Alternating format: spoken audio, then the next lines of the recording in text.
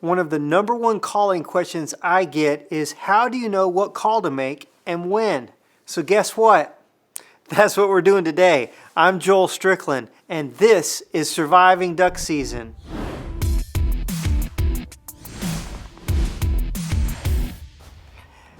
Thanks for watching Surviving Duck Season, where we feed your waterfowl obsession and help you to maximize your hunting experience. We've got tons of great binge-worthy content here on the channel. Duck hunting videos, tips, cooking segments, lots of other stuff. So make sure you check some of it out. Now, I am so ready for duck season. In fact, the weather has been cooler and drier than normal. Mid to upper 80s for Arkansas with hardly any humidity is very unusual for August. So it's really got me thinking a lot about duck hunting. If you're ready for duck season, and I know you are, smash that like button and let me know in the comments when season starts for you. For me, blue wing starts in mid-September, and then the regular duck season happens in November for us here in Arkansas. Now, every duck hunter wants to know how to make ducks land where you want them to. And while they don't always do it right, there are things that you can do that up your chances of making it happen more consistently. It's a combination of doing multiple things the right way. First, being in a good spot. Next is the way you set out your decoys. I call it setting the table. And today we're talking about inviting them to the party, calling. What to call, when to call, and how much to call. If you're looking for a call demonstration video or how to blow your call, I've made some of those videos too. They're linked in the description section. Now, join me and we'll go to the blind and do some calling.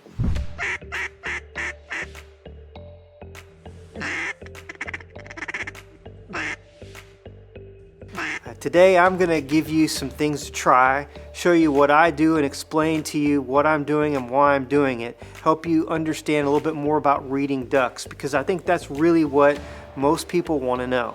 And when I talk about reading ducks, what I'm talking about is watching how a bird reacts to your call or not react to your call. Some days you can call just any old way and a duck is going to react and start working your spread. Then there's other days that only certain things work.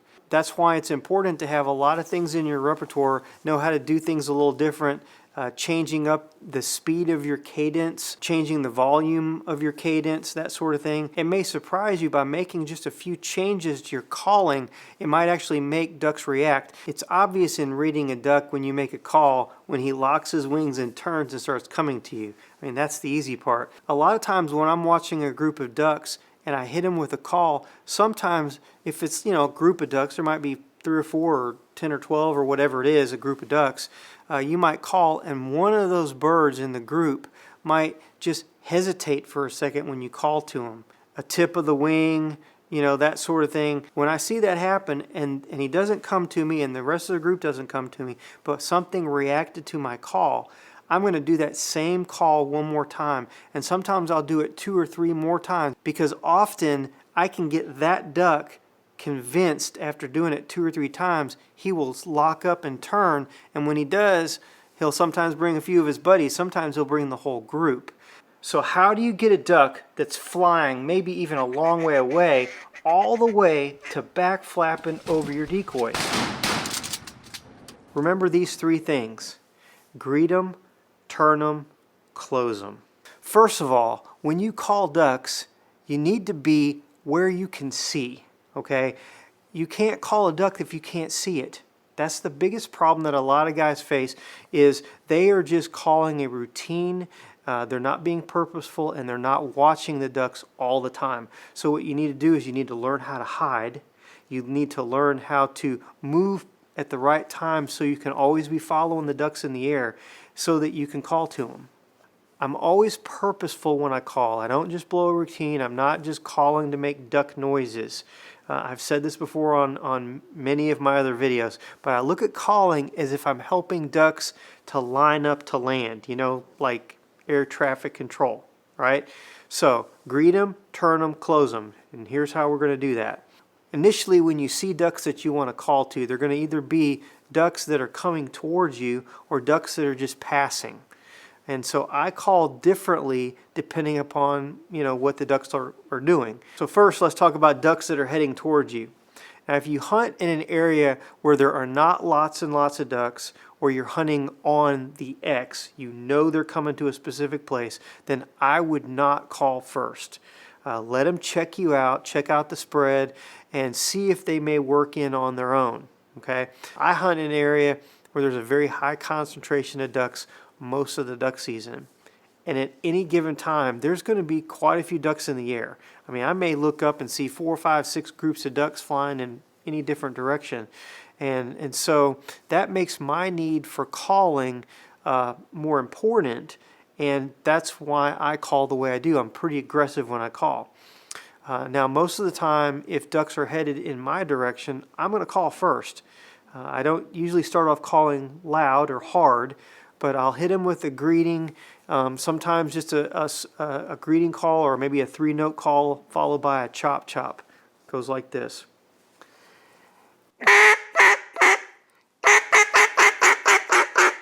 That's the 3-note call, or it may be a greeting call.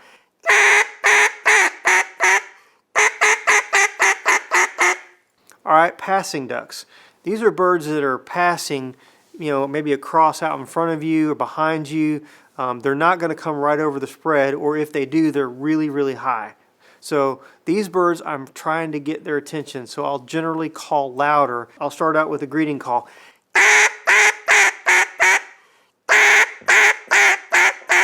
The suggestions I'm giving you on this video are for single callers. The principles are still the same, but it's a little bit different if you call with a group of guys. Somebody needs to be a lead caller, and then you've got your backup singers, so to speak, filling in, chiming in on the call. I'll probably do a video at some point on group calling and maybe giving you guys some suggestions on that. If you'd like to see that, let me know in the comments. Once we've greeted them, now we're looking for their body language to indicate that they're interested.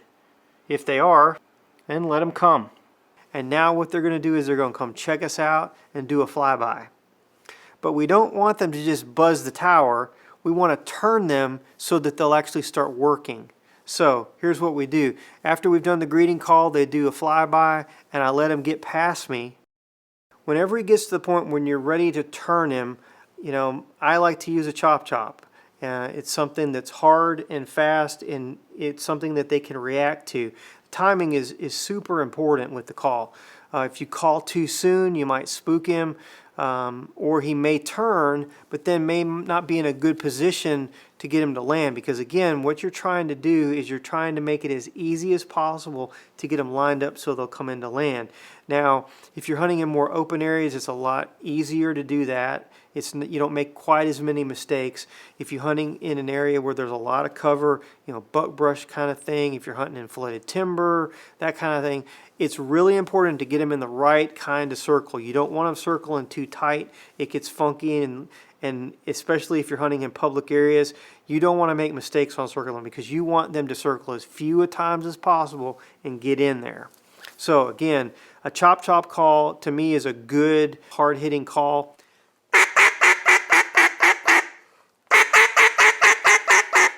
Usually you hit them one time and bam, they'll turn and then make that circle. So when do you call to turn them? I can't tell you it's 100 yards or 125 yards or whatever it is. I don't know. And it's really kind of different from day to day what it might be, because the wind speed and that sort of thing sometimes has a lot to do with it. Ducks that are coming in really, really fast, maybe I might hit them a little bit quicker to get them to turn. It's really kind of an experience thing, and that's really what all of this is, in knowing your timing of your call. It's based on what you've seen ducks do before. What am I doing in between the times where I'm actually turning them? I usually do a light broken feed call on the second pass, maybe get a little bit more aggressive on the next pass. Adding greeting calls in every once in a while as they're flying away from me. All the while you're watching the duck's body language. You can tell what they respond to, what they like. The calls that you're making in between the turns are more or less confidence calling. Alright, now let's get them to finish. For me, it usually takes several passes, 2 or 3, sometimes even more. But what you don't want to do is you do not want to perpetuate the never-ending circle. So what do you do if they keep circling? Well, you got a few options. I'll tell you what I do. Either quit calling, change your timing, or get more aggressive. Most of the time what I do is I let them go a little further than what I've been letting them do to turn them. So if they're, say, 100 yards, I might let them go 150 yards. Let them get as far as you think that you can let them go, and then hit them hard with a comeback call. It's not a normal sound that ducks make. This is something that duck hunters have invented. It's something that guys figured out way before I started duck hunting. A comeback call is something that we use as a last-ditch effort.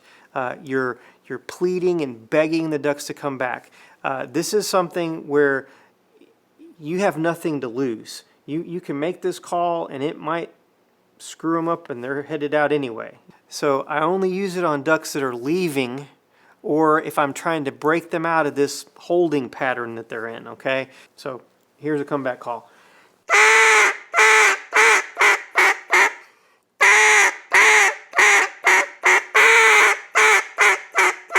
It's that really long first couple of notes. You're pleading, please, please come back. That's kind of what you're doing, okay?